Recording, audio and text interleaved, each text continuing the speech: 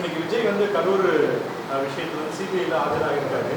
குறிப்பா அவருடைய படம் வந்து சென்சார் இஷ்யூல முடக்கப்பட்டது. தொடர்ச்சியா பாஜகவுடைய விமர்சனத்துக்கு பிறகு நடக்கக்கூடிய நிகழ்வுகள் இருப்பாங்க. பாஜக என்ன விமர்சனம் பண்ணுச்சு? பாஜக வந்து விமர்சனம் செய்த பிறகு சென்சார்ல படமும் இல்ல, நான் கேக்குறேன், திரு விஜய் அவர்கள் கட்சி ஆரம்பிச்சதுக்கு அப்புறம் நாங்க முன்னணியிலே இல்ல, பின்னணியிலே இல்ல. எங்களுக்கு அதுக்கு எந்த சம்பந்தம் கிடையாது. அவர் படத்தோட ப்ரொடியூசர் சென்சார் போர்டுக்கு போறாரு, கோர்ட்டுக்கு போறாரு. அது லீகல் ப்ராசஸ்.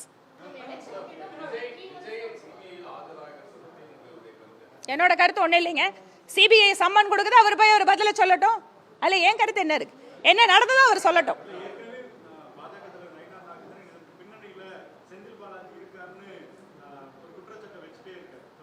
கரூர் சம்பவத்தை பொறுத்த வரைக்கும் எங்கள் தலைவர்கள் பல்வேறு சமயங்களில் குறிப்பிட்டிருக்கிறார்கள். இதில் ஏதோ ஒரு சக்தி அங்க வந்து மக்களை அந்த கூட்டம் தொடர்பாக ஒரு விபத்தோ அல்லது வேற ஏதோ ஒரு சதியோ இருக்கின்றதோ அப்படிங்கிற சந்தேகம் எங்களுக்கு இருக்கிறதுங்கிறத நாங்க குறிப்பிடுறோம்.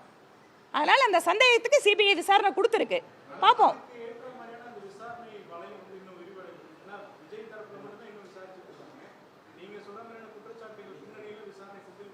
இன்வெஸ்டிகேஷன் ஆஃபீஸர் தான் supreme authority for any investigation. Suppose investigate பண்ணக்கூடிய அஃபீஷியல்ஸ் இதில் வந்து இன்னும் கூட நிறைய பேர்த்தோட பங்கு இருக்கு, கருத்து இருக்கு, இல்லை அவங்களை விசாரிக்கணும்னா அவங்க அதை பண்ணுவாங்க. அதுக்கும் பிஜேபிக்கு சம்மந்தம் இல்லை.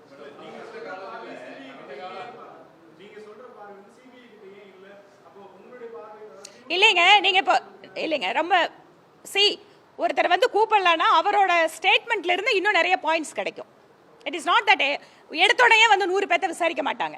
உங்களை கேட்பாங்க, உங்ககிட்ட ஏதாவது தகவல் இருக்கா, நீங்க யாரையா ரெஃபர் பண்றீங்களா, உடனே அவங்க கிட்ட போகும், அதுக்கப்புறம் அடுத்தவங்க கிட்ட வரும். இப்படிதான் ஒரு இன்வெஸ்டிகேஷன் நடக்கும்.